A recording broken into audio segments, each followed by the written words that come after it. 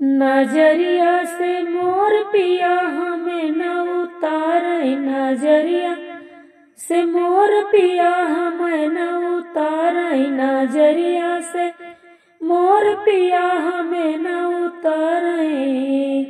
सास मोरी मारे ससुर गरियावे, सास मोरी मारे ससुर गरियावे। कोठरिया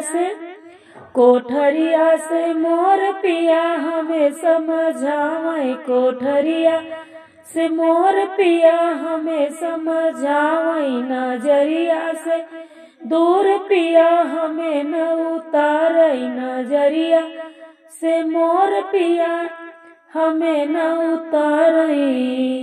जेठनी मोरी मारे जेठ गरियावे, जेठनी मोरी मारे जेठान गरियावे। दुवरिया से मोर पिया हमें अलगावे, दुवरिया से मोर पिया हमें अलगावे। नजरिया से दूर पिया हमें न उतारे, नजरिया से मोर पिया हमें न उतारे।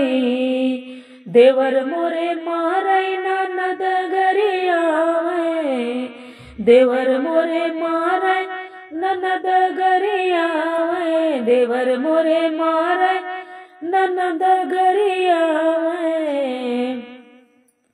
दलनिया से मोर पिया हमें ललकारे, दलनिया से मोर पिया हमें ललकारे।